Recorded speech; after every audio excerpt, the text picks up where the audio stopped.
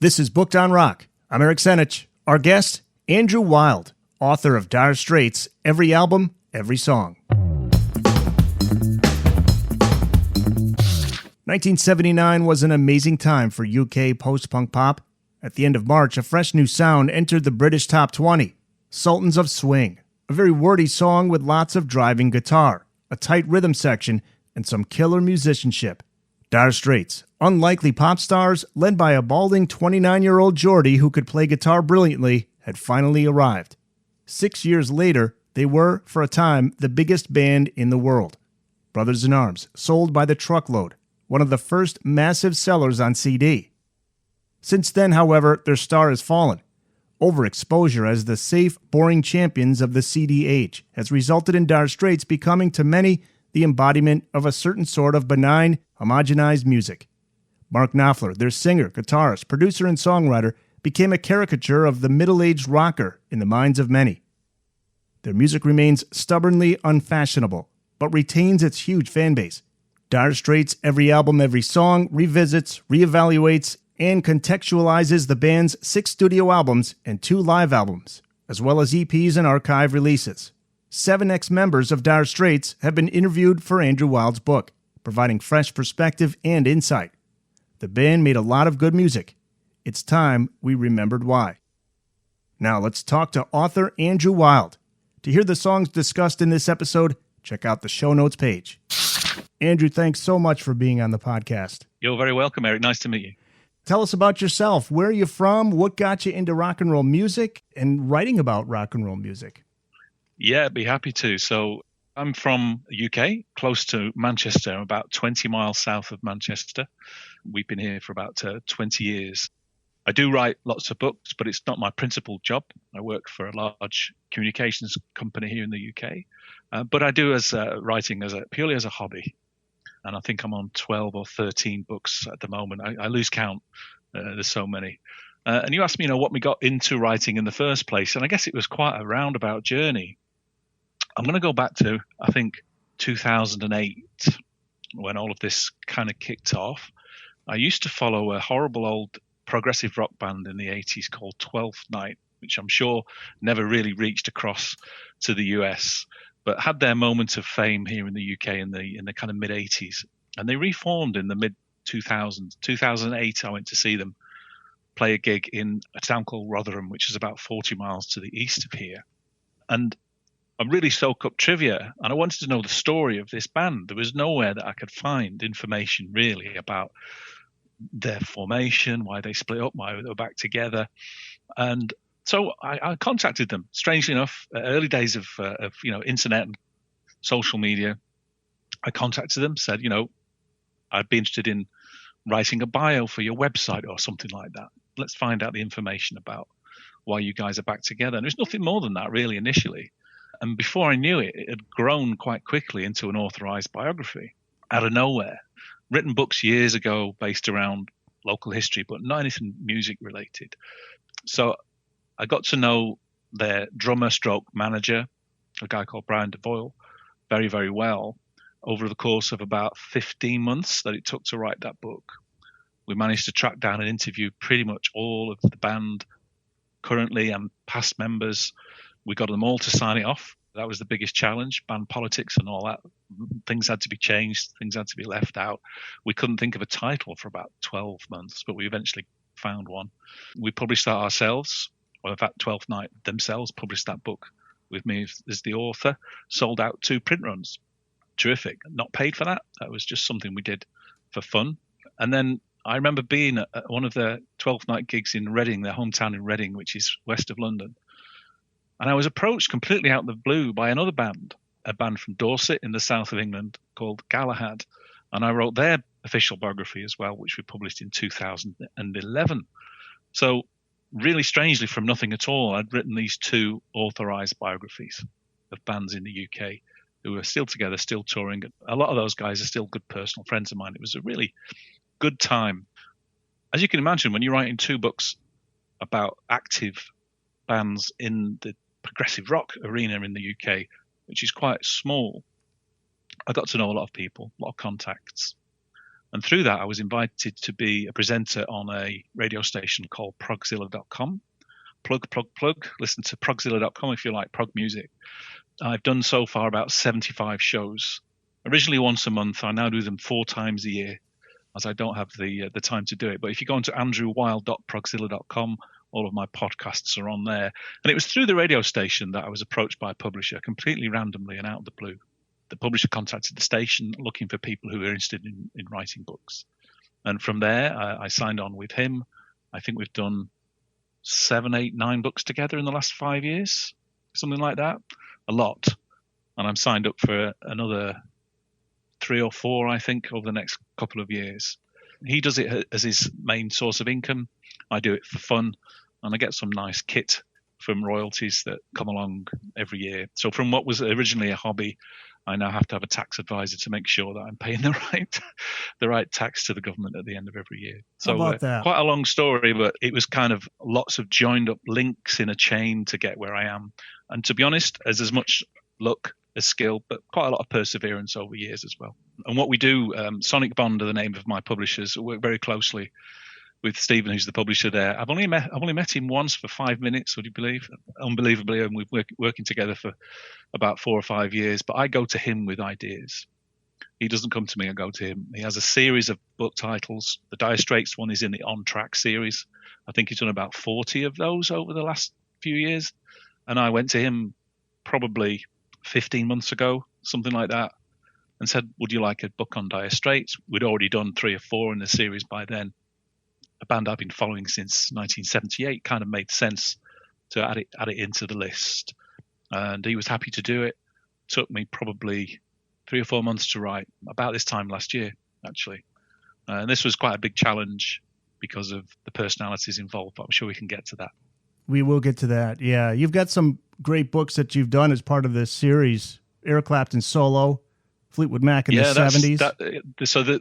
I'll talk you through them. The first one was Pink Floyd, called Pink Floyd Song by Song, which we did just... I'm cheating. I'm on Amazon. 2017. Honestly, there's so many.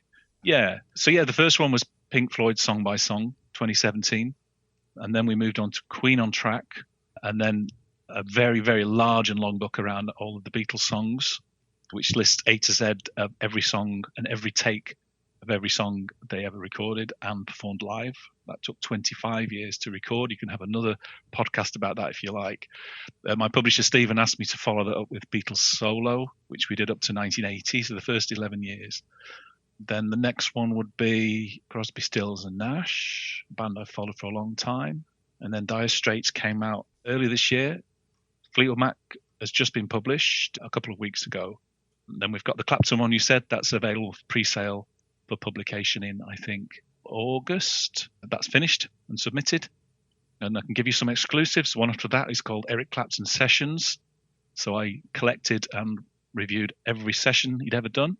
It might surprise you. That's 200 different albums he's played on for other people. Really, that many? Something. Wow. Yeah. Oh, yeah. That's over 50 years, of course, since his very first session. More than 50 years, nearly 60 years, in fact. I'm working today on Phil Collins in the 80s. That's the one after that. And then there's 2 more even after that I'm contracted for. So it's how I keep myself busy in the evening. I may have to have you on as a regular guest at this point. Phil Collins. You'd be welcome. Woo, Phil Collins solo. I'm a huge Phil Collins fan. It's great to see him out on the road, too, with Genesis. This summer, they set up some dates. They have indeed. The last domino. Up to my ankles in listening to Phil Collins and Genesis from the 80s, from 1980 to 89, which is his biggest period. Yeah. Phil Collins had 8 number 1 albums in the UK in the 80s between these different bands and himself. So, yeah, that won't be out until summer next year. Looking forward to that. As a longtime radio guy, I want to ask you about the influence that radio had on you, because for me and many others who were kids right up through the 90s, that played a huge role introducing all these great bands like Dire Straits to new generations of fans.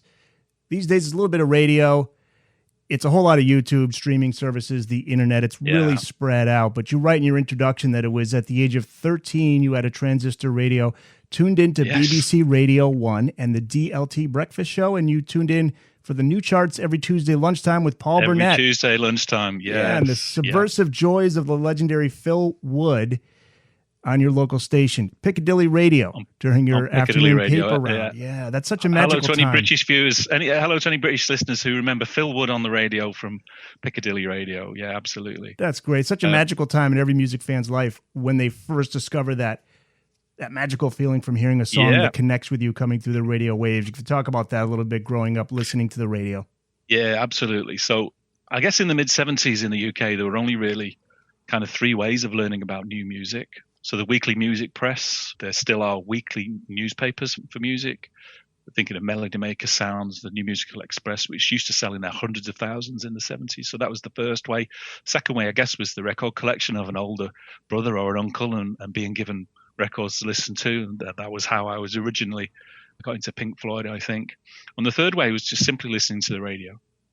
I suppose you could add to that Top of the Pops, which was the legendary UK music show that ran for 45 years. But Top of the Pops was only ever chart music. And on BBC Radio 1 at the time, it's very different now, they would sometimes play less obvious songs. So I've got a really clear memory. BBC Radio 1, 1977 or 78, actually listening on the bus going to school with my transistor radio to my ear and hearing Sweet Talking Woman by ELO on the bus on the way to school. I've got a really clear memory of that and enjoying a song a great deal. And I think it was for my 13th birthday. I got my first vinyl album for my 13th birthday. This is 1979, Discovery by ELO. Big favourite of mine. Still managed to see them in concert about 3 or 4 years ago, which was something else. Still got it. And I'd say Making Movies by Dire Straits, which I got when it was new, I think, was in probably the first 5 albums I ever owned would have been that. And the reason was because I heard Romeo and Juliet on Piccadilly Radio on the Dave Ward show, which I used to listen to when I went to bed. And that must have been the end of 1980. That date feels about right. And so from that perspective, radio was really, really important to me. I'm an inveterate collector. I can't help it, but I collected every single released in 1979 that was top 20 in the UK. And the music that you love the most is always the music you hear first, I think. And, listening to Romeo and Juliet, very dynamic song, and we'll perhaps chat about this in a bit, really switched me on because it was clever without being too intellectual. It was very catchy. It was unusual as well, that particular song, in that it was mostly acoustic sounding. I think Knopfler was playing this National Steel on that one, and it was just an unusual sound.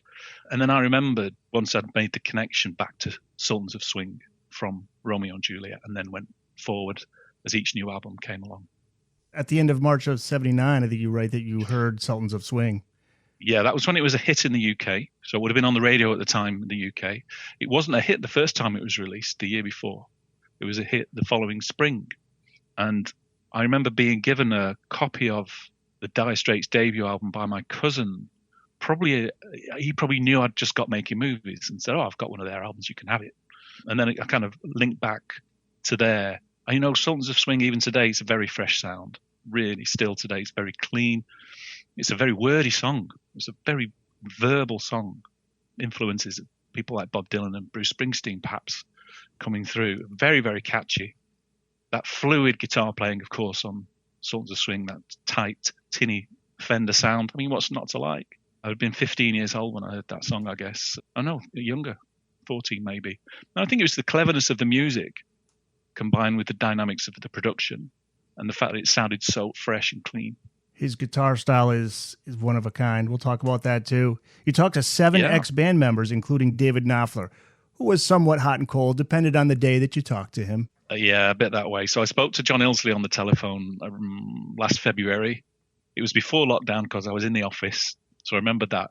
He's a really interesting guy. He runs a pub down in the south of England and plays a few gigs. Spoke to him for maybe 30, 40 minutes. I only had kind of 10 questions I had time to ask for him. You can't overdo this stuff because you outstay your welcome. I tried not to do that.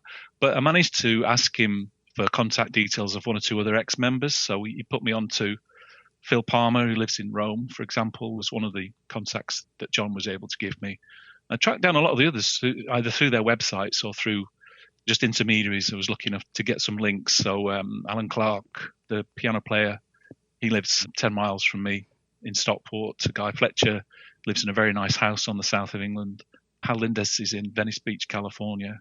Tommy Mandel, the keyboard player, he lives in New York City. Yeah, and David Knopfler. I dropped him a note through his website asking if I could speak to him, not really expecting any response because David's relationship with his brother is particularly strained as I understand it. I mean, he was basically sacked 40 years ago. His brother's a multimillionaire and he isn't, I guess, is the bottom line.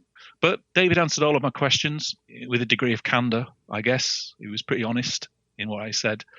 But maybe I made a mistake. I asked him a follow-up question in a next email that he didn't really like. I won't tell you exactly the wording he used in his response, but it was pretty brusque. And we've been out of contact since then, I'm afraid. But I still chat to Alan Clark from time to time. Hal and Tommy were really nice guys, two of the three Americans. Jack Sony, too, actually lives in Mississippi. Chatted to him, too. Pick Withers read the finished book. I couldn't track him down in time, but he read the finished book. He didn't want to be involved, but, that's fine. And different degrees of involvement. And I guess you're probably wondering whether the big guy himself was able to talk to me. That's the I did contact question. Paul. Yeah, I contacted Paul Croker, who's Martin Knopfler's manager, and has been for many, many years. Actually, I spoke to Knopfler's manager twice. I thought I'd risk the second time. And interestingly enough, the answer was a no both times, which is what I would have expected. I sent copies of the books to Knopfler and his management as well. At that time, this is about 12 months ago, Knopfler was planning a stage version of Local Hero.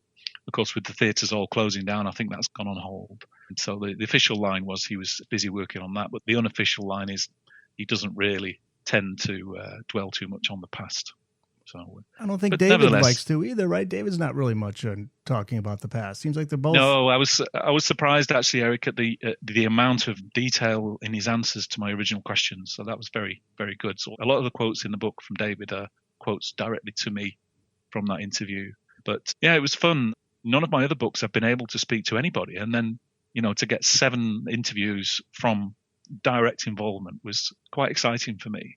Let's get to the band's catalog now, starting with that first album, the self-titled debut released June 1978 in the UK, October of 78 here in the US. The lineup is Mark Knopfler on vocals and guitar, his brother David on rhythm guitar and vocals, John Ilsley on bass and backing vocals, and then you have Pick Withers on drums. And that album opens with that wonderful, mysterious sound leading into Down to the Waterline. To the Waterline, yeah. As you write, swells of sound sharply accentuated, lead guitar and cymbal washes adding tension and giving color to the opening song. His lyrics inspired by memories of returning from performances with the National Youth Theatre in Sunderland back in 1964 when he's around 14 or 15, and that was a production of Julius Caesar. Yeah, how about that? That album is very carefully structured. Very carefully structured. The first 4 songs, they're set in Newcastle. The 5th song, Southbound Again, takes him to London. And the last 4 songs are set in London. Very, very clearly. And Down to the Waterline, the opening song on that first album, is absolutely drenched in imagery, if you can read between the lines. Sweet Surrender on the Quayside is the opening line of a debut album. That takes some guts to have a line that lyrical as an opening song. Sweet Surrender on the Quayside. And the Quayside is the River Tyne in Newcastle where Mark and David grew up. The Dog Leap Stairway is another line in that song. French Kisses in a Darkened Doorway. And the Dog Leap Stairway is a set of steps in Newcastle that goes from the quayside up towards where the castle is itself in Newcastle. So real key images to growing up, I guess, as a kid in Newcastle, which is a large industrial but very vibrant city in the northeast of the UK. And yeah, the basic imagery, I guess, of the lights on the water come from Knopfler travelling over the Tyne Bridge on a train late at night, coming back from rehearsals from the National Youth Theatre. Now, as I understand it, the National Youth Theatre, they're based in London, but they used to do productions all over the country. They would take a core cast of permanent actors around the country and then bring in, the spear carriers and the crowds from the different youth groups around and put performances on. Yeah, and Sunderland in 1964 must have been something to remember. Straight away there, though, you think, this is a writer who can allude to literary references as well as emotional and physical references, and you get that all the way through Dire Straits' catalogue. He gets so much credit as a guitarist, but I think he's underrated as a lyricist. I don't read a whole lot about him as a lyricist, but I would agree. I would absolutely agree, especially in his solo career as well. One of my favourite rhyming couplets of anybody, and I'll probably get it wrong now, is from Sailing to Philadelphia, which is something like a baker's boy and the forest of the Iroquois is the rhyming couplet. I can't quite remember it. It's something like a Geordie son and a baker's boy in the forest of the Iroquois, which is a great line. But all the way through at least I would say the first 4 Dire Straits albums, the literary references are quite significant. Just mentioned the guitar. He's legendary for his guitar. This has that classic Mark Knopfler finger-picking style. Interesting story behind how he developed that style, and it wasn't even intentionally. It all started when he blew up the radio with his electric guitar, and then he had to borrow an acoustic, learns how to finger pick, goes back to electric, keeps the same approach, and there you have that iconic Mark Knopfler sound. And you quoted Mark talking about that in your book. Yeah, I do. I think it was nothing more complicated than he's just disorganized and could never find a plectrum. There's probably nothing more than that. And there's a story that John Illsley talks about when he first met Mark Knopfler. This is in Deptford, and John Illsley was living with David Knopfler at the time. And he tells a story of when he got up in the morning to get a cup of tea, and there was a strange character asleep on the floor with a guitar strapped across him. He'd fallen asleep playing the guitar, and that was the first time he'd ever saw Mark. And straight away you can guess the kind of character he was. It was wedded to that Stratocaster from day one. But it's not just about his picking technique, which is very important, but there's more about his choice of notes and his phrasing, I would say, as well. So you listen to J.J. Cale, Ry Cooder, the amazing Rhythm Aces, I think, as well, and others. Massive influences on his playing style, which is generally very lyrical and fluid and very, very carefully worked out. There's not much improvisation goes on. He sits and works out what's best to play, and that's what he plays. There's some degree of improvisation, but very little, I think, in the way he plays. It's all written out, worked out very carefully. That band's breakthrough single, Sultans of Swing, inspired by a jazz band he saw one night. At the time, he was a teacher. He was a teacher. He was actually more of a lecturer. So it's a slight difference. He was at a further education college as a lecturer. So he's not teaching kids. He's teaching slightly older, late teens and early 20s. But by then, I said he was living in Deptford, southeast London, quite a working class area. It was once the home of a major dockyard. So when the docks closed, the local area kind of went a little bit down in economic success. And so John Illsley and David and Mark all lived together in I guess you'd call it social housing. We call it a council flat in the UK, but social housing. About 10 minutes walk from the centre of Deptford High Street. And there was a pub there called the White Swan, it was demolished a few years ago, unfortunately. But Knopfler was there and saw a jazz band. They were called the Sultans of Swing. And all of the information in that song is true to life. So in the UK pub, when it's last orders, they ring a bell, and that's a line in the song. And then at last, when the time bell rings, that's a line in the song. Baggies are a style of trousers from the mid-70s, right? So the kids in the baggies and the breast platform soles dates that song specifically to the mid-70s. And that song is full of detail, full of words. And for it to be a big hit single was quite radical. And the Creole line, that is coming from a Duke Ellington song. It is. It's a song called Creole Love Song. If you listen to the main guitar lick of Sultans of Swing, da da da da da da da da, that is more or less the horn line from Creole Love Song that Knopfler's transposed on. I didn't know that. Go and listen to Duke Ellington performing Creole Love Song, and you can just hear the influence in there. Knopfler asked them to play Creole Love Song, and apparently they didn't know it. They didn't know it, so they didn't play it. That's great. But in the song, the Sultans played Creole anyway, right? 9 tracks in all on that debut. What's your personal pick and why?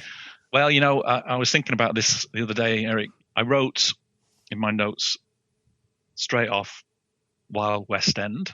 Very simple chord progressions, 3 chords all the way through. Really very clear imagery, lots and lots of detail. Gets a pickup for his steel guitar in the Denmark Street shops. The sexy bus conductor on the number 19, a great little touch, real level of detail. And he also plays his resonator guitar as well, the sound which I absolutely love. So first I wrote Wild West End, and I thought, actually, no, it might be Lions, might be my personal pick on there, the last song on the album. because of the mood, thinking about the lions. He's talking there about the statues in Trafalgar Square in the centre of London. And it was just the very cool mood of the entire song, and the kind of very sleepy vocal which closes the album out. Tough call for me. What would your personal pick be then? Southbound Again. Southbound okay. Again. Here's a tip for you then, that there are some bootleg recordings, and I think you can probably listen to them on YouTube, from 1978, when Dire Straits supported Talking Heads on a British tour. And they played Southbound Again, and the arrangement and the lick is completely different. It'll surprise you. They changed it totally when they went into the studio to record it. Got to check that one out. The Booked on Rock podcast will return after this.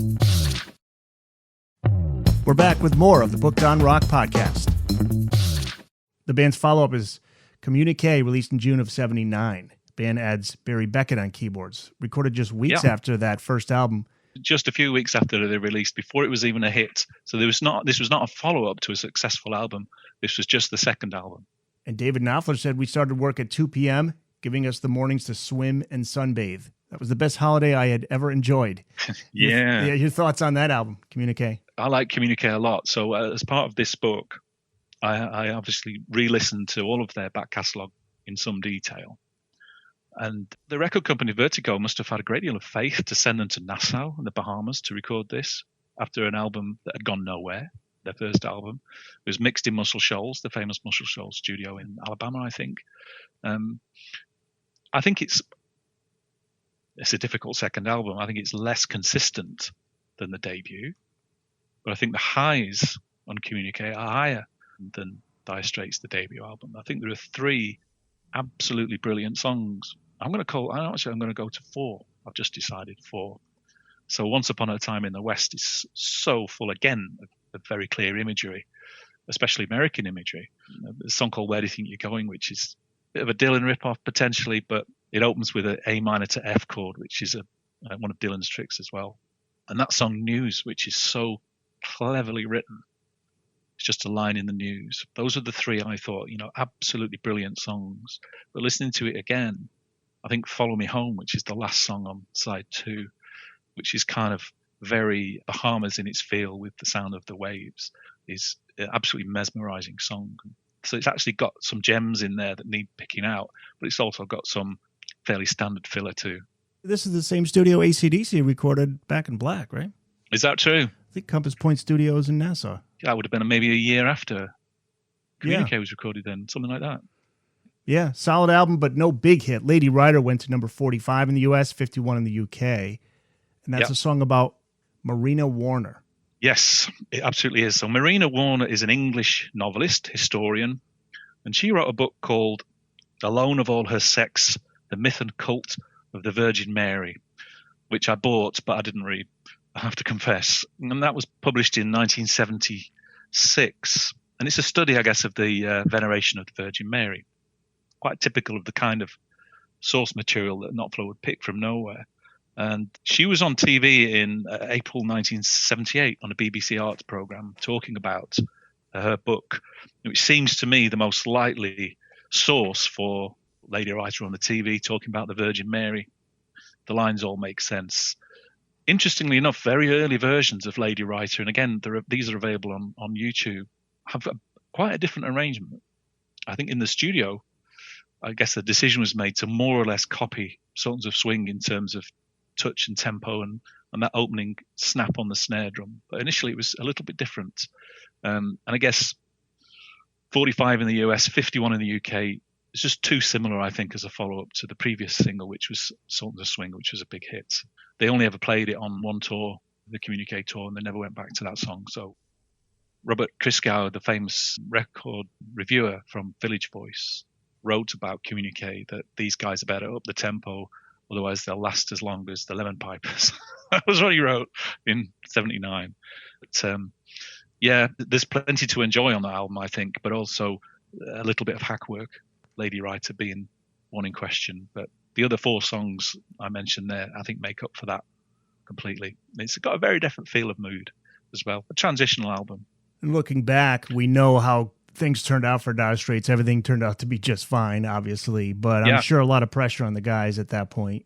You got to have a hit. We got to have a hit. Yeah, which is the way it was back then. But I think you mentioned that Barry Beckett was the keyboard player on there, part of the famous Muscle Shoals rhythm section. So we actually had piano on a Dire Straits album. And that came to the fore much more, of course, in the next album when they recruited Roy Bittan from the E Street Band to play piano. So I think Communique is important from that perspective in the overall kind of genre or catalogue of the band. And Mark Knopfler's not a hit single maker. He's a legit artist. He's such a great observational songwriter. He takes mental notes of everything around him and stores it away. Like with Money for Nothing, he literally pulls out a pen and paper and writes ideas down. But a lot of times he's just storing it away in that brain. No, absolutely. And I think the key for me is the combination of his very large range of influences. You could probably write a list of 20 artists who he would have listened to and absorbed, from Chet Atkins, Ricky Nelson, the Amazing Rhythm Aces, Ry Cooder, Little Feat, Bruce Springsteen. We can go on and on. You can get touches of all of these artists' music in Dire Straits music. The first album was very much based on blues changes. It's very much a 1-4-5 blues album with a bit of country and a bit of British sass and intelligence. And by the time you move through to making movies and then further on to On Every Street, for example, the songs are much more complex, much more widely ranging and less of a type. And I guess if you compare the debut album with On Every Street, it hardly sounds like the same writer. Sounds like the same band to me because it's the same singer and guitar player, but it hardly sounds like the same writer. So he matured very, very much during that period. There's a story of Ed Bicknell, who was Dire Straits' manager, in his office. And Knopfler came in and played for him acoustically Romeo and Juliet. The first time Ed Bicknell ever heard it was Knopfler sitting down in his office and singing it to him. And then they realized then they'd made a massive breakthrough because that was a very different kind of a song that gave a different kind of a future to the way Dire Straits were. But they were able to, you're absolutely right with what you say. I don't think he wrote songs to be hits, but I think they became hits because of the craft. And a bit later on because of the certain hooks in certain songs were popular to listeners. But yeah, Knopfler hardly ever puts himself directly in his songs. As you say, he's very observational in the way he works. It's quite difficult to pick out him in any of his songs. Should mention too, he's in his late 20s at the time when Dire Straits take off. So he's got the education behind him. So he's not a kid writing about sex, drugs, and rock and roll or getting the girl. No, a very intelligent man. If you listen to him speaking, you can tell he's a very intelligent man. He was an English teacher after all as well, which makes a difference. And that little bit older, a little bit more worldly wise, and a guy who paid his dues as a musician as well, learned his craft properly. You know what's interesting? I'm just thinking the parallels with him and Sting. Mark Knopfler starts off as you see, a lecturer, right? But Sting's in the educational system, both in their late 20s, working during the day and playing music at night. And then all of a sudden, and then their paths cross, of course, as we know, later on. They both grew up in the same town. They did. Both from Newcastle. Yeah. Isn't that wild? And we know the story about Money for Nothing, which we'll get to. But yeah, I never thought about that. And the other thing I never thought about, now I hear it so much on making movies, is the Springsteen influence. Oh, it's all there. It's there all the way through. They entered the 80s with Making Movies, released in October of 1980, number 4 in the UK, 19 in the US. And I've heard some Dire Straits fans say this is their best, produced by Jimmy Iovine. And then you got Roy Bittan of the E Street Band contributing on keyboards. Before we get to the music, David Knopfler not on this album. No. What happened? There was a heated argument there with Mark? So we have to remember that Mark was always the musical leader of the band, always. I suspect, and if David ever listens to this, he'll probably come around and kick my ass for me, but I suspect he just didn't meet his brother's standards as a songwriter or a guitar player. And of course, David has said, and he's quoted as saying, this is the guy I shared a bedroom with. How can I possibly be dictated to him in a band setup? All of which is band members, they live in each other's pockets when they're beginning to be successful. They tour together, they room together. And you can imagine that the, breakings up are not particularly uncommon. And if it's your brother, I think it's probably magnified quite significantly.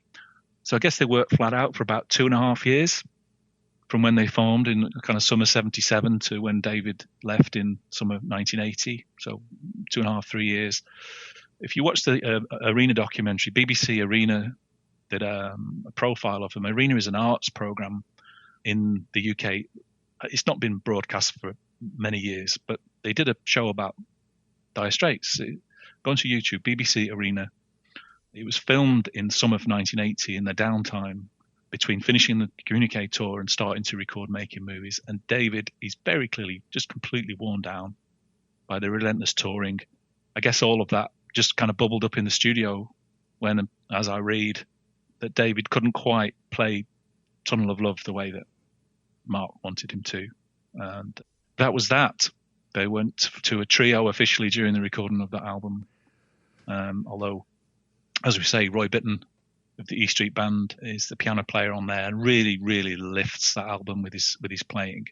And allegedly, although I have no proof of this, Sid McGuinness plays sessions on some of those songs, but it's quoted in one of the Dire Straits biographies, which is the only source for that. And John Ilsley could not remember Sid being in the studio, but he said he might have been.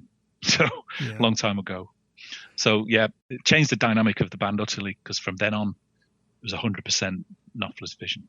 You say Mark was the leader of the band from the get-go, but I think by this period, he had to really step it up as the leader. He played more of, again, the comparison to Springsteen. He really was in that position where he had to be more of the boss. I don't think he wanted to be, but he had to be. I think so. And I think it's really, really important to remember that Making Movies was recorded in New York. That's a big, big difference. So Dire Straits' first album recorded in London, the second album in Nassau, the third, though, in New York. And I think the album has got a very American New York touch to it. I think it's a European album recorded in an American situation with American technicians and American keyboard player. And I think that makes a big difference to the soundscape of that particular album. That was the first album of theirs I really, really listened to end over and over again for months and months and months. And I was listening to it the other day, trying to think if I had to pick one song from the album, what I would pick. And I'm not sure I've come to a conclusion yet. That's a tough one on high this. Quality. It's front to back, start to finish. And it opens like the previous albums, that thematic opening. This time it's the interesting Carousel Waltz taking us into Tunnel of Love, which is a Dire Straits classic. The intended title of the album, by the way, Tunnel of Love.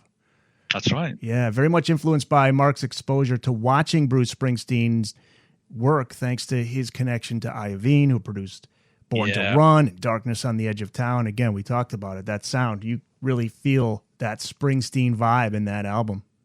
Yes, you can. I don't think in the songwriting, but certainly in the performance and the sound.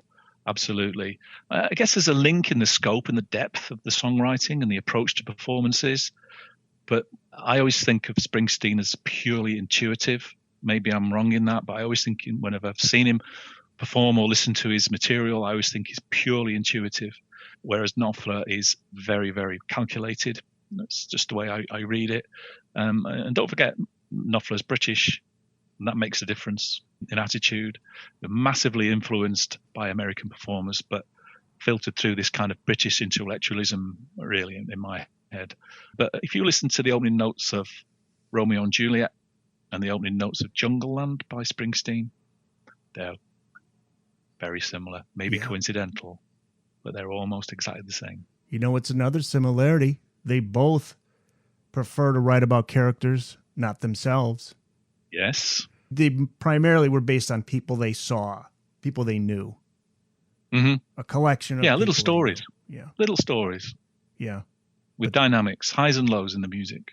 Yeah. Although Tunnel of Love, I guess, Springsteen's Tunnel of Love, we have to differentiate. Tunnel of Love by Springsteen is a very personal album by Bruce, but a lot of it, like Born to Run, are just characters. That was the first of Springsteen's albums I really understood, actually. Tunnel of Love? I saw him on that tour, it would have been in 88, when he toured the UK, and went because it was him, not for any other purpose, and had listened to Born in the USA and not been particularly impressed, but gave him a chance, went to see him in Sheffield, in a football stadium in Sheffield, and still wasn't convinced after seeing him perform live for 3 hours. But quite soon after that, again, we should thank the BBC. They played a series of all of the videos Springsteen had recorded for the Tunnel of Love album, about 4 or 5 inner sequences, kind of a 30-minute program. And I sat and sit and watch this. I was absolutely gobsmacked because of the intensity and the emotion and the feel of those 5 songs, All That Heaven Would Allow, and the other singles from that album. One Step Up. One Step Up is just a stunning song. Title track. Brilliant Disguise. Brilliant Disguise. I'm Just a Rich Man in a Poor Man's Shirt. Yes. And that really switched me back on. I know we're talking about Dire Straits here, but we can have a... That's all right. It's a music podcast. There's a song of Springsteen's on the album The Ghost of Tom Joad, which is called Across the Border. I have a list of about 5 or 6 songs that I cannot listen to because I will be in floods of tears by the end of them. And Across the Border by Springsteen from The Ghost of Tom Joad is one of those. The guy's an absolute genius, and he hasn't recorded a Duff album. No, in fact, his last one was outstanding. Came out last year. Let me just close with one thought around Springsteen. Who else could do a Broadway run of 15 months just himself on stage? Nobody. There's just nobody else. Yeah. Skate Away, getting back to making movies. Skate Away, I've got it here I've got it here on single somewhere. It was one of the first singles I ever bought. Skate Away, the edited version on side A, B-side is Espresso Love. And I remember buying that one before I even had the Making Movies album. And we used to have a kids' TV program on a Saturday morning. It was called the Multicolored Swap Shop. Don't ask me why it was called that, but it was called the Multicolored Swap Shop. And it was on all Saturday morning for about 3 hours. And they played videos occasionally. And they played Skate Away on that program. I remember sitting watching thinking, oh, I like that one. Went out and bought it with my pocket money from my paper round. Again, it's one of those songs. It's very much of a mood. Pick Withers playing right in the pocket all the way through of the bass drum against the bass guitar and all the way through. And was that my favorite off Making Movies? It might be. It's mine. I would say it's mine. And that's another stemming from his observations of everyday life. He's in New York in 1979, watches the street skaters weaving between the traffic. Never would have thought of that. Never would have thought of that. No, so this is the skill of the writer and the observer, and then the skill of the band, just him and Pick Withers and John Ilsley with Roy Bittan on the piano, being able to lay down that very tight, quite funky song. But yeah, it's a bit strange. It doesn't fade in on the single. It just starts with the bass drum, and then there's quite a few edits further away through. Oh, really? The first edit, time you listen to that, single edit? Yeah, it's quite different. And when you listen to it again today, you think, whoa, hang on, bits are missing. Yeah, it's crazy. You know, we were kids. The fact that this music connected with kids, because the songs are not really. They're not 14 years old when I heard that, right? 14. Yeah, they're not sugary pop songs. No, you can sing along to. Interesting, right? And then as you get older, you can appreciate it more because then you're reading the lyrics and you're listening to it, and then you're listening to the musicality of Mark and the rest of the band, and it gets better with age. Yeah, most things do. Yeah. September of 82, we go to Love Over Gold. Number 1 in the UK, number 1 in the US. Alan Clark and Ed Walsh on synthesizers. Hal Lindis on guitar. That's the correct pronunciation, I believe. Lindis? I think so. The last to feature Pick Withers on drums. He'd grown tired of touring. The album cover alone grabs you. The picture of the lightning bolt with the dark clouds behind it. And you quote, called the album a masterpiece. Dark and sinister, pure and simple. I remember the album coming out in September. I remember I didn't get it till Christmas. As best me, 16 years old. He didn't have the money to go and buy albums then. So I had to wait until Christmas. I think it stands head and shoulders above anything else that Dire Straits did in the studio. I'm very carefully to qualify that. It's a mature album. It's expressive. It's intelligent. It's uncompromising. The opening track is 15 minutes long. I mean, what is going on? But yeah, Telegraph Road today still has the power to absolutely thrill me. It's not my favorite off the album, mind you, but 5 tracks on this entire album. Yeah. Like you say, that first track is almost 15 minutes long. No song is less than 5 minutes and 50 seconds. That's the shortest track on the album. and that's Industrial Disease. But before we get to that one, the album opener, Telegraph Road, you write on November 19th, 1980, Dire Straits tour bus drove the 170 miles from Cleveland to Detroit. 2 hours into the journey, after passing through Toledo and turning north, the bus passed onto Route 24, known locally as Telegraph Road.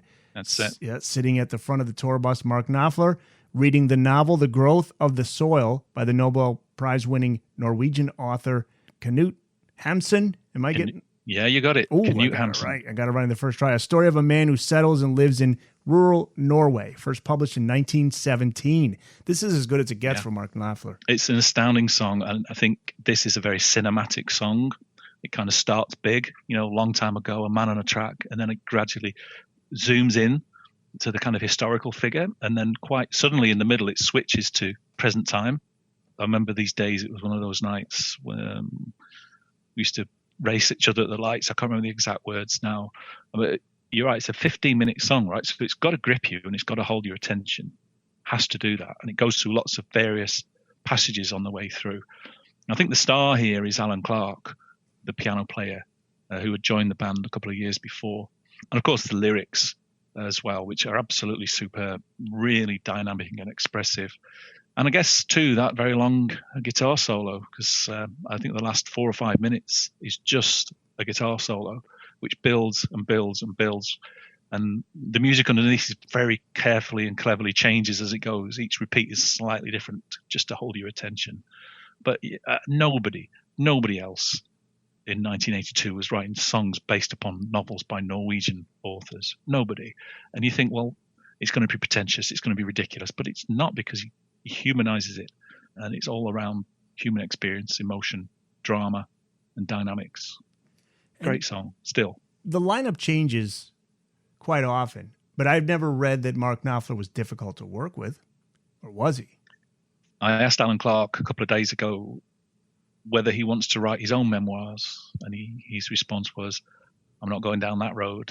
And all I can think of is, I think Knopfler is probably a pretty hard taskmaster, and if you don't come up to scratch or you don't follow the party line, I think he may be quite a difficult character to work with. But if you watch his interviews, and there's plenty to look at online, he comes across as a perfectly genial and generous guy. So I guess he's probably a workaholic who knows exactly what he wants.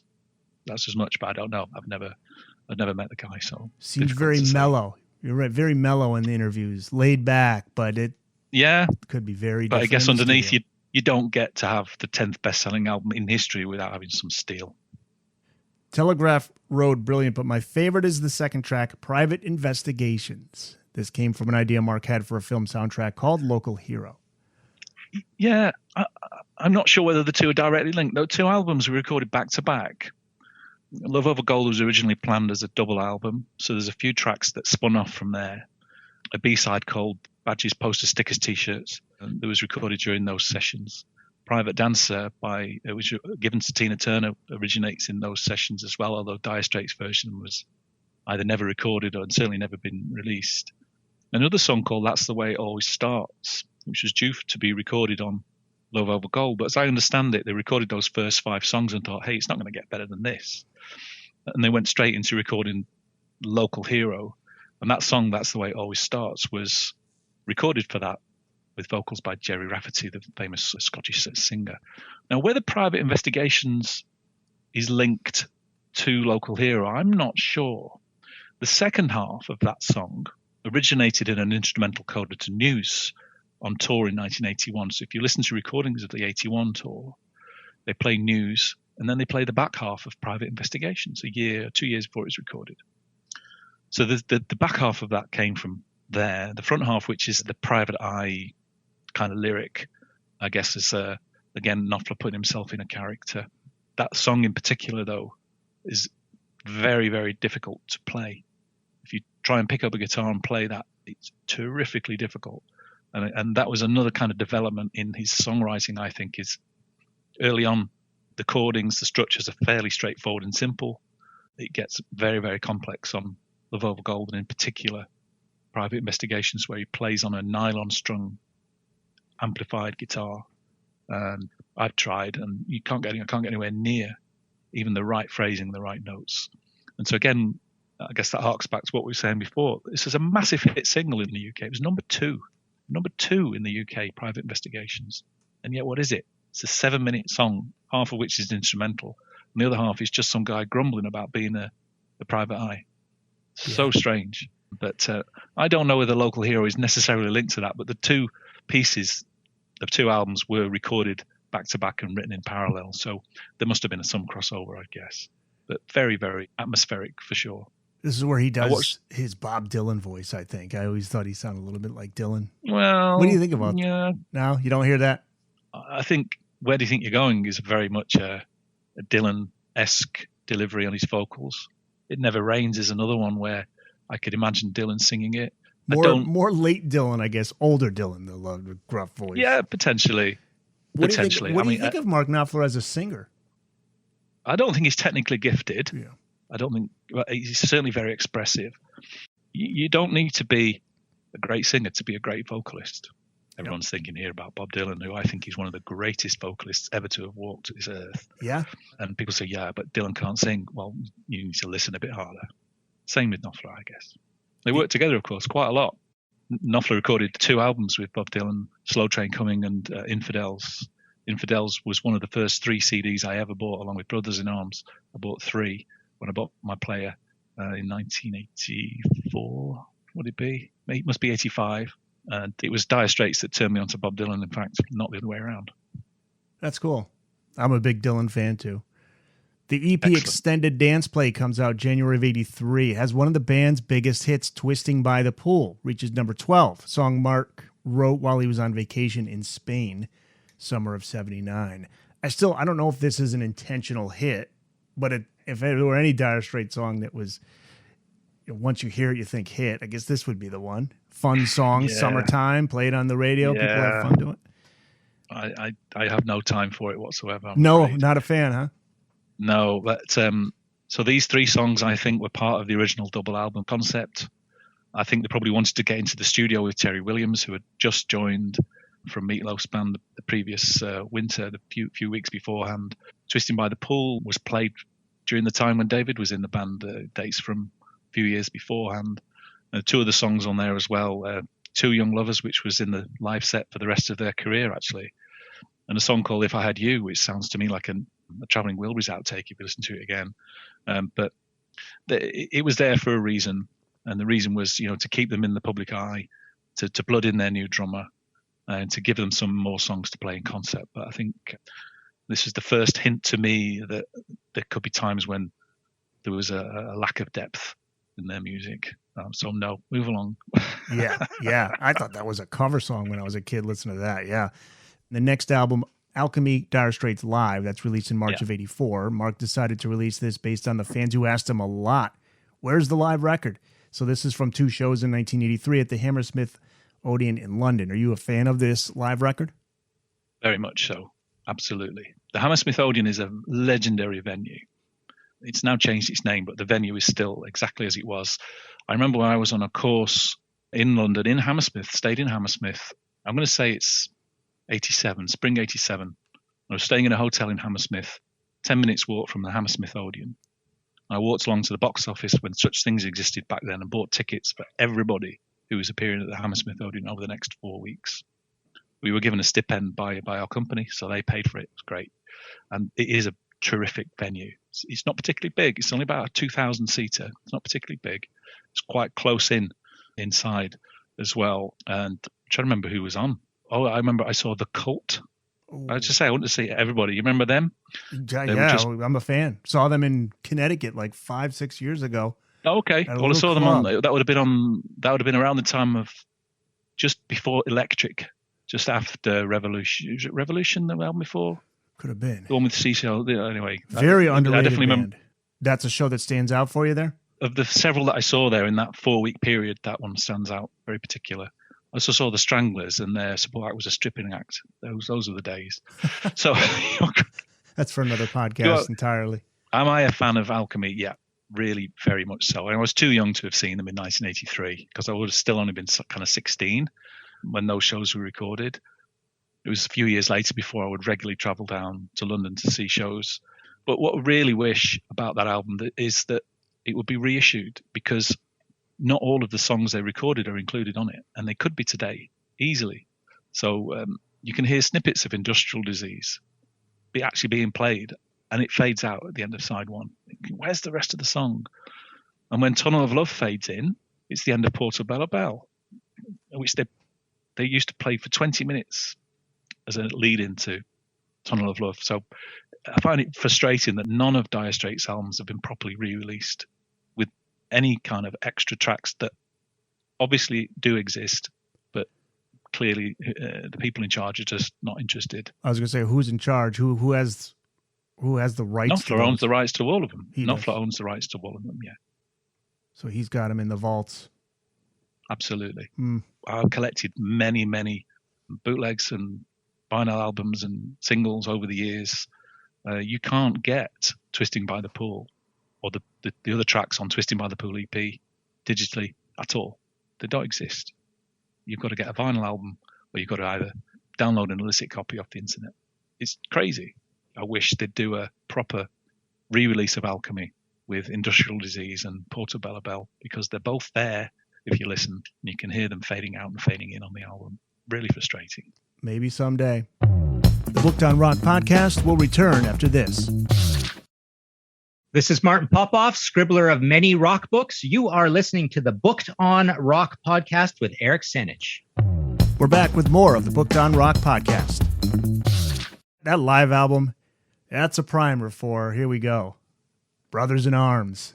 May of 1985 in the U.S., Dire Straits were, as you wrote, in danger of being forgotten. By the end of that year, exactly the opposite. MTV, batch of undeniably catchy songs. The synthesizers play a big role on this album. Yeah. Is it as good as it was commercially? No, I don't think so. Certain artists are defined by certain albums and certain songs. And unfortunately, I think Dire Straits are absolutely defined by this album and by the big hit single from it. I think personally, this album is very much stuck in 1985, if you listen to it today. I remember buying So Far Away, which was the first single. It was actually on a 10-inch single, with the B-side was Walk of Life, when it was just considered as a B-side.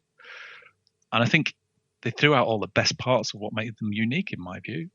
Maybe this is a controversial viewpoint, but what happened to the piano? What happened to the complex lyrics? What happened to the dynamics in the songs and the highs and the lows? I think the album has its moments still, especially on side 2. But I think the commerciality of Money for Nothing and Walk of Life, frankly, they leave me cold. And if I didn't have to listen to them, I probably wouldn't anymore. But there are parts of that album that are particularly still good, but parts of it that just I don't think are particularly aged well. Yeah, it's surprising that Mark Knopfler would do videos. But MTV was the only way to get a big hit in America and the US at that stage, right? So I'm not surprised. That Money for Nothing video was very clever, very inventive. It's a very catchy song. There's no doubt about it. It's quite funny, I guess, if you like that kind of thing. But to me now, it's a bit overplayed. I think there are better things to go for than that one very famous song. I'll give you another example, right? If I was to ask my wife to name a Billy Joel song, she'll come up with Uptown Girl. And like Money for Nothing, it's not representative or the best work of that artist. No, not my favorite right? Billy Joel song. Same with Springsteen. Everyone will go, oh yeah, Dancing in the Dark. And again, not representative or a particularly great song where you've got this massive catalogue to go against. And I just feel that way with Money for Nothing, that I don't think it's representative, and I think it's a cuckoo in the nest. But there you go. It gave them massive success and split the band up ultimately as well. But there we are. Yeah, because when it becomes that big, like Mark Knopfler was saying in the studio with Redbeard, that syndicated radio show, he just could not stand the fame. He couldn't go out and be anonymous. He couldn't do what he loved to do, which was observing people, because now people were observing. Yep. They're not even observing him. They're staring at him and uncomfortable, awkward. Yeah. Yeah. But still, Money for Nothing, that success, the other side of it you could look at it is it opens the door for people who weren't fans to begin with, they love the song and they go back and listen to all their other albums and they become fans. Yeah. So Absolutely. Always the Absolutely. Upside. Yeah. All of their past back catalogue came back into the UK charts in 85 and 86. Yeah. All of them came back in. In fact, I don't think the first one, the debut album, had even left the charts by then. I think it just stayed there kind of permanently for years. So, yeah, of course, commercially, immensely successful. But what the downside, again, is to be able to service the fans that wanted to see the band on tour, they then had to move out of the theatres and into the arenas. And then later on out of the arenas into the stadiums, neither of which, for me personally, is a particularly conducive to enjoying a concert experience. But that's just me. Interesting is guitar riff inspired by ZZ Top's Billy Gibbons, along with a little bit of David Gilmour of Pink Floyd on Money for Nothing. I think you're right. I think ZZ Top were just breaking through with Eliminator around that kind of period. And Knopfler's playing a Gibson Les Paul, which is what Billy Gibbons played as well. So there's that kind of fat, thick Gibson sound through a bit of distortion to a tiny amp in the studio. I don't really hear any Gilmour in there, to be honest, but definitely it feels like a ZZ Top kind of a riff. Yeah, I don't hear Gilmour either, but Billy Gibbons definitely. Oh, absolutely. Yeah, because Gilmour was a Fender player principally, and Money for Nothing's played on a Gibson, and maybe that's being very pedantic, but it makes a difference to a guitar player. Yeah. Can't leave out Sting. He agrees to be part of it. Mark saw Sting in the MTV ads, screaming, "I want my MTV." He uses the 5 notes from the Police song, "Don't Stand So Close to Me." Sting's not only okay with that, but he agrees to sing on the track.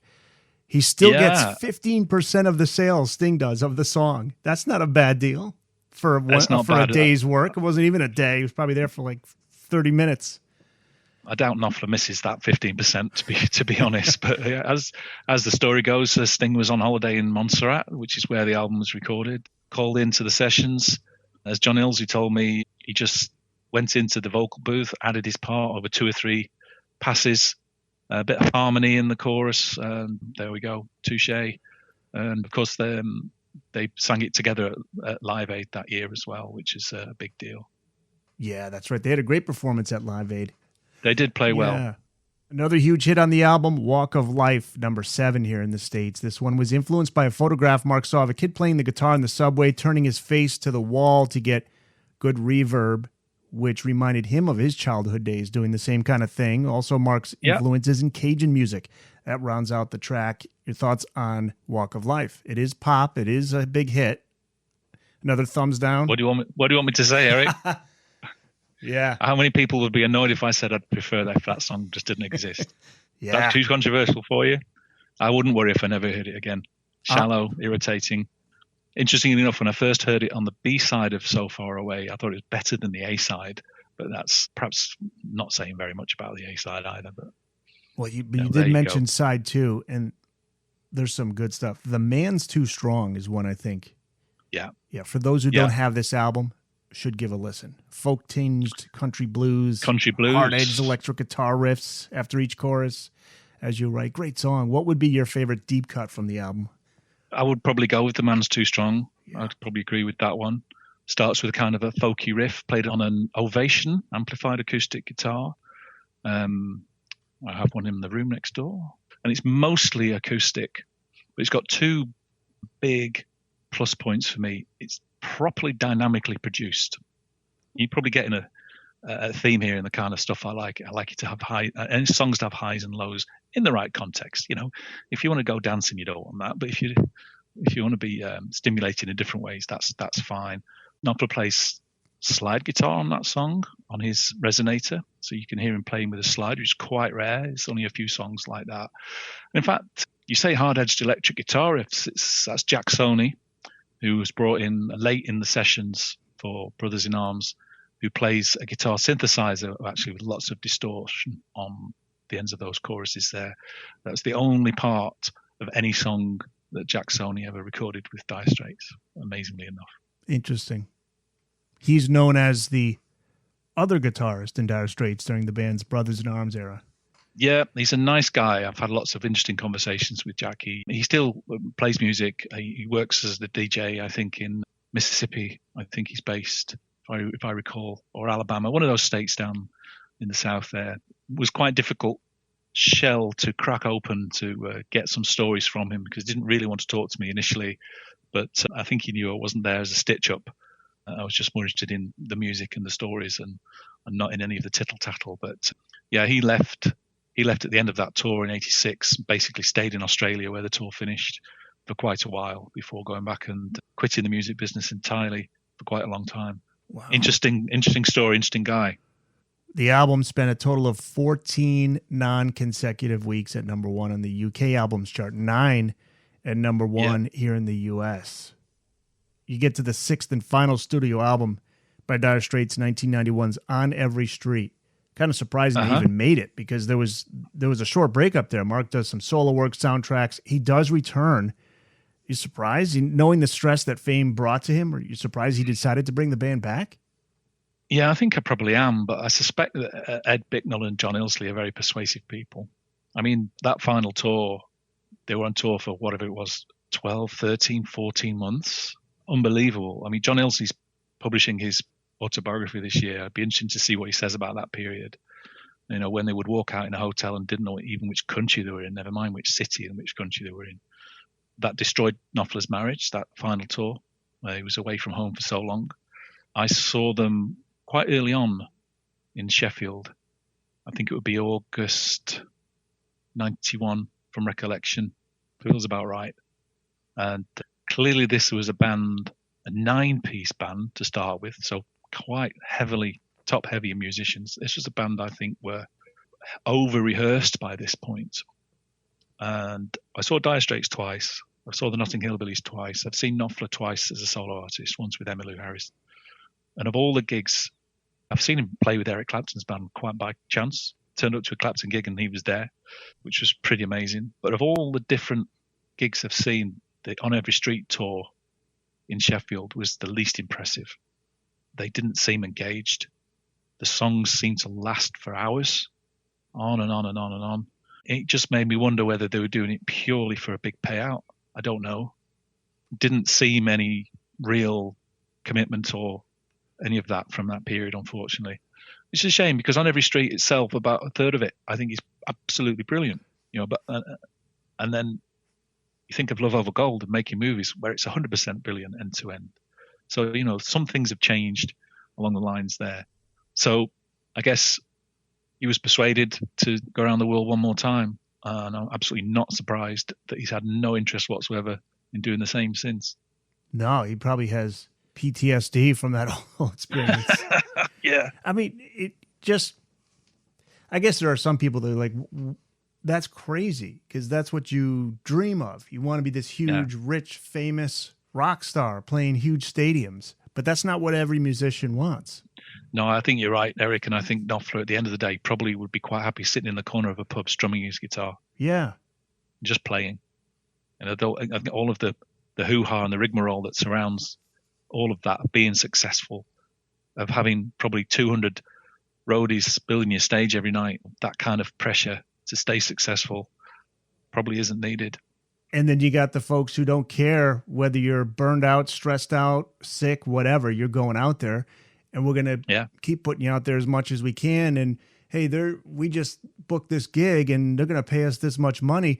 Well, you know, but I was going to take some time off. No, you're not taking time off. You know, we got this gig. You're playing. That kind of thing just, I would think, could just wear you down big time.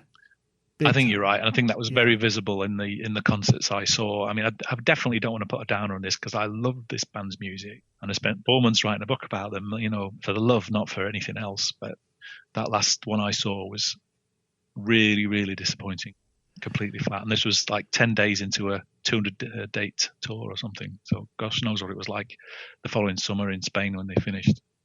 But it did seem like maybe Mark had some fun in the studio. It's really him and John Ilsley for On Every Street, right? I mean, they bring along a long list of talented musicians. They got two fantastic drummers, Jeff Porcaro of Toto and Monu Katché, who was on a couple of tracks. He's best known for working with Peter Gabriel and Sting. So as you write, there's no way that album could have lived up to the success of Brothers in Arms, but a solid album.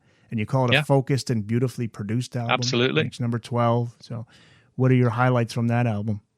Well, it actually reached number 1 here in the UK. Worth pointing out. Okay, so 12 here, and many 1 other, there. and many other countries across the world, it was a number one album as well.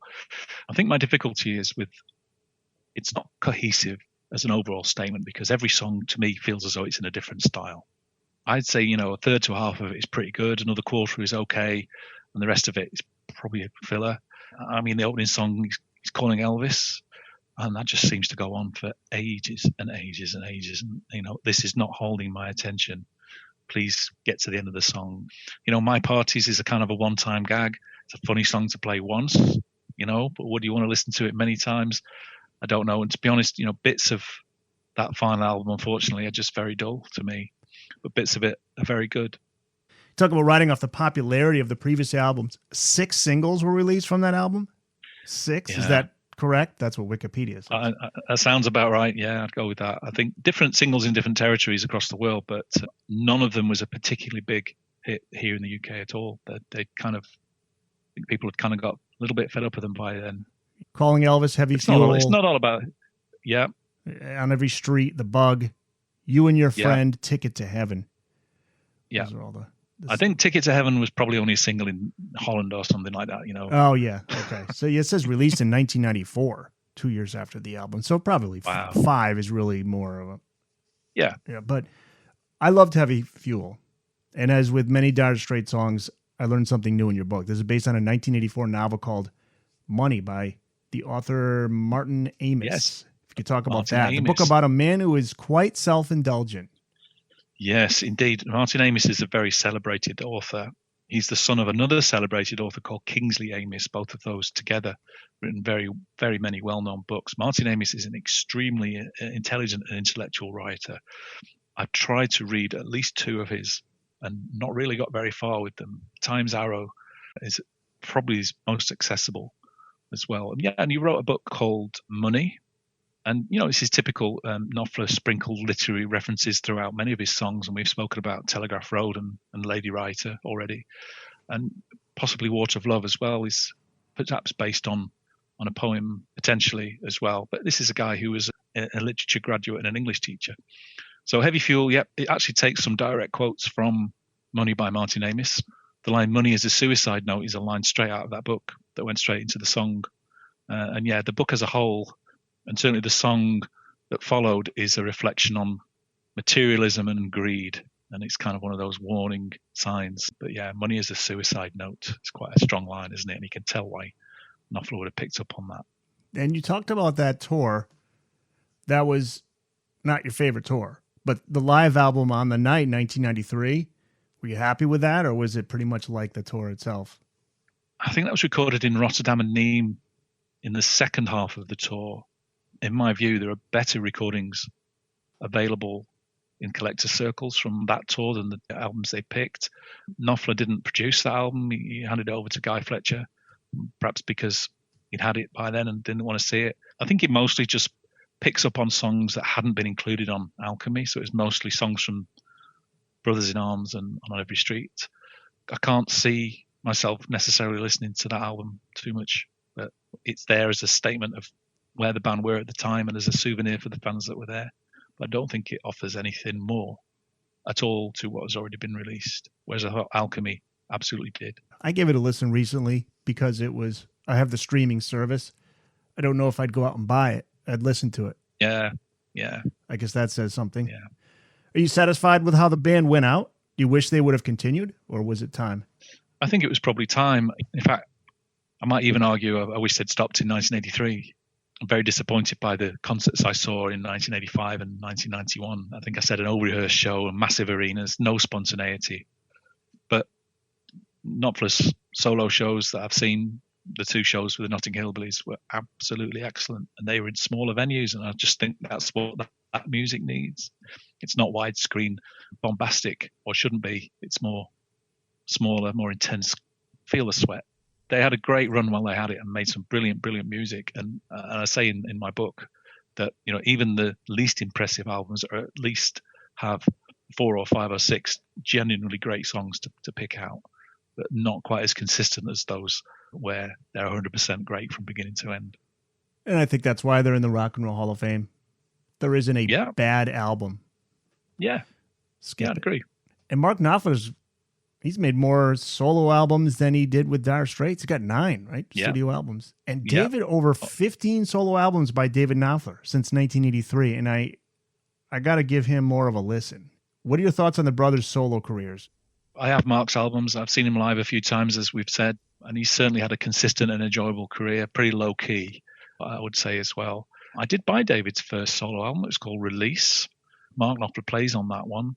But if I'm being honest, I don't think either he or John really have much to offer as singers or songwriters outside the context of the band. Maybe that's harsh, but I tried to listen to a lot of stuff by those guys, and if they hear me saying this, they'll probably never speak to me again. But I don't think they cut it as songwriters or as singers in their own right. I think they fit much better into a band dynamic. Is David performing regularly? Does he still record? Yeah, he does. Yeah, I believe he has remained a professional musician throughout his entire life. Yeah, but of course he's not that much younger than Mark, so he's into his late 60s now. But yeah, John Illsley tours quite frequently in the UK. He does a solo performance called The Life and Times of Dire Straits, and he performs some songs, all of which were written by Mark Knopfler, ironically. And he tours with Robbie McIntosh, a guitar player who was with the Pretenders and Paul McCartney's band in the 80s. They performed together. And David tours too, and I think he's reasonably popular in continental Europe, in places like France and Italy and Germany. Does he play a lot of Dire Straits songs when he plays live? I believe he plays one. Just one, yeah. Which is Wild West End. Wow. I believe he plays that. Okay. And I think he's also played Six Blade Knife from time to time from that same first album. But so he's not breaking out Sultans of Swing. No, he's not going to play the hits. Illsley, Yeah. I think, is the one who was doing the bulk of the interviews when the band got in the Rock Hall. I think it was Illsley. Yeah, he talked to Rolling Stone. Yeah. Because he was the guy. If Mark wasn't going to talk, he was the go-to. And he had plenty of stories. A really interesting life. Mature student, ran a record shop, managed to, by coincidence, bump into the right guys at the right time. I wouldn't say he's necessarily a brilliant musician, but within the band, certainly in the early years, that lock-in between him and Pick Withers on the bass and the drums was extremely important to the sound of the band then. And I guess also he's very much been key on the business side as well, working with the band's manager and making sure that the business side was well. And he's proven that. He's run a very successful pub and restaurant in the south of England for many years. That's good to hear.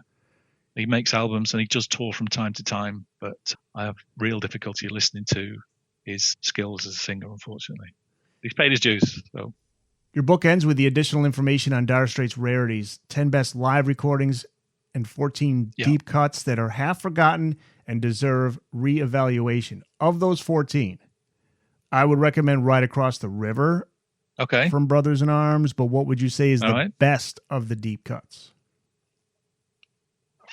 It Never Rains from Love Over Gold, the last song on Love Over Gold, which I think is an utterly astounding song. It was written about Knopfler's girlfriend at the time, Holly Vincent, and it's a very, very bitter song. If you listen to the lyrics, they're very, very bitter and brilliantly written. I think the guitar solo at the end of that, which sounds desperate in its intensity to me, is utterly amazing. And I think if you were to say you could only take one song away from Dire Straits' back catalogue that you could listen to again, it would be It Never Rains from Love Over Gold. Where can fans buy the book? Amazon, we know. Pretty much anywhere. So Barnes & Noble in US, Amazon's okay.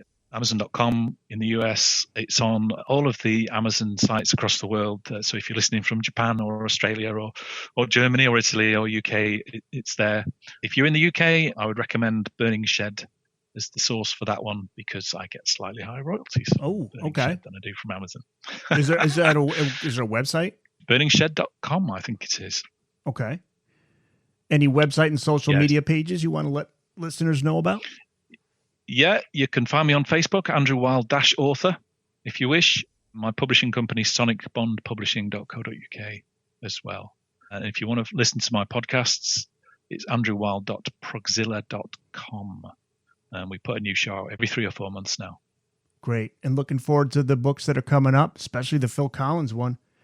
Can't wait to read that. We can talk again in a year. Yeah, we talk again in a year, Eric, if you wish, when we get that one out. I'm currently in the midst of research of working through the various albums, singles, films, concert tours from the 80s of Phil Collins. I saw Genesis in 87.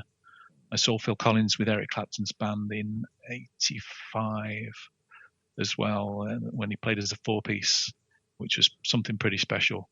Never saw him as a solo act, mind you, so Never, got something to learn there. Yeah. And maybe you'll get him to talk to you. Maybe. Come on, Yeah, Phil. He's got a new podcast out. Did you see A to Z? Phil Collins A to Z? No, I hadn't seen that.